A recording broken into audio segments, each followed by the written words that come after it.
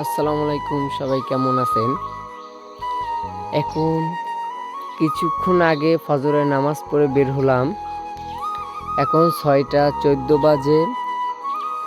রাস্তাঘাটে কোনো মানুষ নেই, আছে শুধু আশেপাশে কবরস্থান।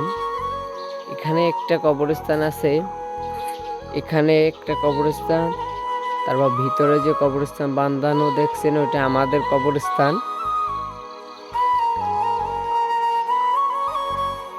বেড়ার ওই পাশে একটা কবরস্থান আছে, আর একটা কবরস্থান ওই, তবে আরও একটা কবরস্থান।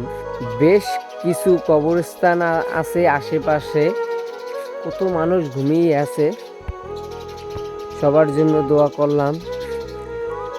আর হাজার হাজার মানুষ ঘুমিয়ে আছে।